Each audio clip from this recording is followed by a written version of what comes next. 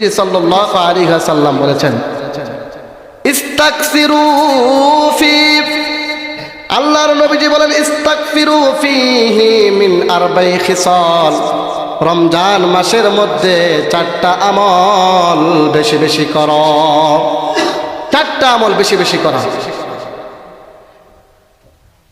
যেই চারটা আমলের মধ্য থেকে খাসলাতাইনে তুরদুনা বিহিমা রাব্বাকুম, দুইটা আমলের দ্বারা আমার আল্লাহ সন্তুষ্ট হয়।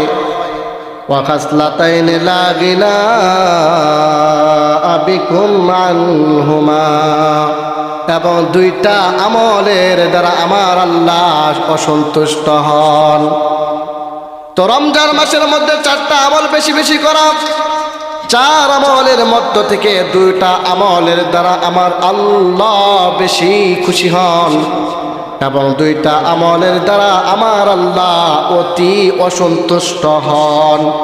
যে দুইটা আমলের দ্বারা আমার আল্লাহ খুশি হয়, ফাআম্মাল খাসলাতানিল্লাতানি তুরদুনা বিহিমা রাব্বাকুম, নবীজি সাল্লাল্লাহু আলাইহি ওয়াসাল্লাম বলেন, যে দুইটা আমলের দ্বারা তোমাদের প্রতিপালক সন্তুষ্ট হয়, তার মধ্যে একটা হলো আল্লাহ ইলাহা ইল্লাল্লাহ, বেশি বেশি লা ইলাহা ইল্লাল্লাহ পড়া রমজান মাসে। এই জন্য রমজান মাসে তাসবিহ হাতে নেবেন, তাসবিহ হাতে নেবেন রমজান মাসে। মুখকে হেফাজতে রাখতে পারেন না, তাসবিহ হাতে নেবেন। জবানের হেফাজত না করলে, এই যে মহিলাদের ভিতরে কিছু কুগুণ আছে, সমালোচনা করা, চগলখড়ি করা, এ জানেন আপনি কি আপনার স্বামী যে কোথায় গেছে আপনি জানেন? কি কোথায় গেছে? আরে জানেন না তো, গিয়েছিলাম মনে হচ্ছে বাজারে কাপড় কিনতাম, আপনার স্বামীকে দেখে একজন মহিলার সাথে কথা কইতেছে। এই যে একটা চগলখড়ি, এর খাঁটি বাংলা হচ্ছে কাজে লাগায় দেওয়া, খাঁটি বাংলা হইল কাজে লাগায় দেওয়া।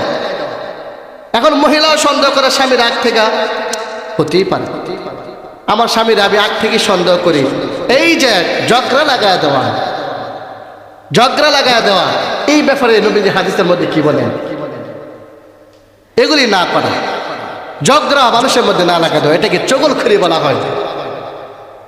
তিরমিজি শরীফের প্রথম নাম্বার খণ্ডের হাদিস, নবীজি সাল্লাল্লাহু আলাইহি ওয়াসাল্লাম দুইটা কবরের পাশ দিয়ে যাচ্ছে, দুই কবরের পাশ দিয়ে যাওয়ার সময় কবরের মধ্যে আযাব হচ্ছে। আল্লাহর নবীজি কি যেন মনে করে খেজুরের ডাল ভাঙার জন্য সাহাবে কেরামকে বলেছে। সাহাবে কেরাম খেজুরের ডাল আলাদা করে, খেজুরের ডালকে দুই টুকরা করে আল্লাহর নবীজির হাতে দিয়েছে। নবীজি কি যেন ভেবে দুইটা ডাল কবরের মধ্যে, দুই কবরের মধ্যে গেড়ে দিল। সাহাবে কেরাম জিজ্ঞাসা করলো, ইয়া রাসূলুল্লাহ, আপনাকে এই সমস্ত কাজ করতে বিগত সময়ে দেখি নাই, আজকে কেন এই সমস্ত কাজ করলেন? তখন নবীজি বলল, সাহাবীরা রে, কেন আমি কাজ করলাম জানো? আমরা যখন এই দুই কবরের পাশ দিয়ে হেঁটে যাচ্ছি, তখন আমি এই দুই কবরের মধ্যে আযাব হইতেছে, শাস্তি হচ্ছে, সেই শাস্তির আওয়াজ আমি শুনতে পাইলাম। নবীজি সাল্লাল্লাহু আলাইহি ওয়াসাল্লাম সাহাবীদেরকে বলল, ও সাহাবীরা, মনে করিও না তাদেরকে গুরুতর কোনো কারণে শাস্তি দেওয়া হচ্ছে, মাত্র স্যাম্পল দুইটা, ছোট দুইটা গুনাহের কারণে তাদেরকে শাস্তি দেওয়া হচ্ছে।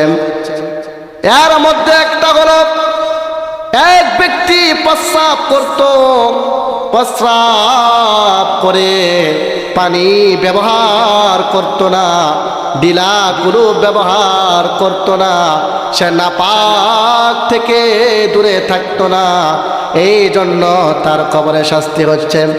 আরেকজন কবরের মধ্যে শাস্তি হচ্ছে, তার কারণ হলো সে যখন জীবিত ছিল তখন সে চগলখড়ি করলো, হাদিসের ভাষায় যেটাকে নমিমা বলা হয়, অর্থাৎ মানুষের মধ্যে ঝগড়া লাগায় দেওয়া। এই জন্য রোজা থাকা অবস্থায় জবানকে হেফাজত করা। এখন অনেকে পণ্ডিত মানুষে বলবে, মহিলারা তো শুনতেছে, কবে হুজুর যেহেতু বলছে রোজা থাকা অবস্থায় ঝগড়া চগলখড়ি না করা, তাহলে রোজা ছাড়া কি করা যাবে? না, রোজা ছাড়াও করা যাবে না।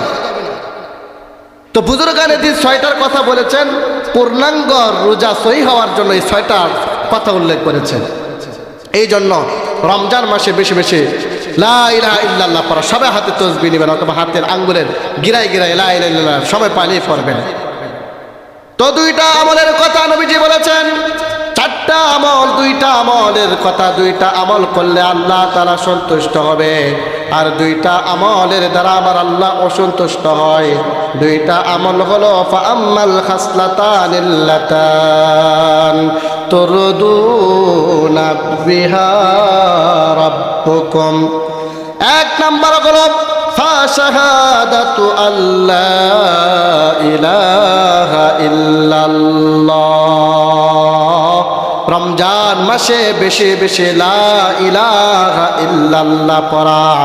2 নাম্বার হলো বেশি বেশি আস্তাগফিরুল্লাহ পড়া, আস্তাগফিরুল্লাহর আমল করা, বেশি বেশি আস্তাগফিরুল্লাহ করা।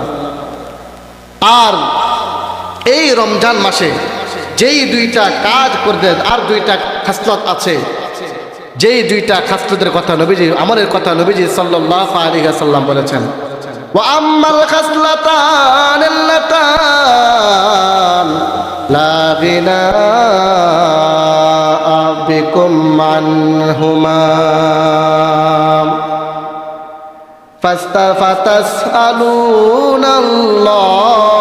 ফাতাসআলুনাল্লাহাল জান্নাহ। 1 নাম্বার হলো এই মাসে তোমরা আল্লাহ তাআলার কাছে জান্নাত চাও, ওয়া তাউযুনা বিহি মিনান নার, এবং তোমরা জাহান্নাম থেকে পানা চাও।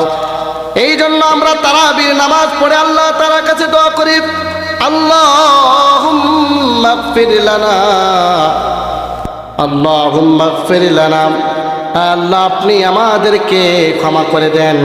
এভাবে দোয়া করতে গেলে আমরা বলি আল্লাহুম্মা ইন্না নাসআলুকাল জান্নাতা ওয়া নাউযু বিকা মিনান নার।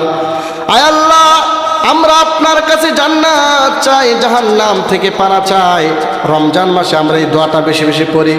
এই জন্য সময় পাইলেই এককভাবে দোয়া করবে, আল্লাহ জান্নাত থেকে, জান্নাত চাচ্ছি আপনার কাছে, জাহান্নাম থেকে পানা চাই। বেশি বেশি লা ইলাহা ইল্লাল্লাহ পড়া, বেশি বেশি আল্লাহ তাআলার দরবারে জিকির, আল্লাহ তাআলার দরবারে জিকির করা, আল্লাহ তাআলার নামে তাওহীদি কালিমা দিয়ে জিকির করা, আস্তাগফিরুল্লাহ বেশি বেশি আমল করা, অন্য যে সমস্ত আমল আছে সেই আমলগুলো করা। অল্প সময়ে যে আলোচনাটুকু করা হয়েছে, রোজার কিছু ভূমিকা হিসেবে, যেহেতু সামনে রমজান মাস, রোজা শুরু হয়ে যাবে বুধবার থেকে মনে হয়, এই জন্য রোজার কিছু আলোচনা করলাম। ইনশাল্লাহ পর্যায়ক্রমে আলোচনা করা হবে।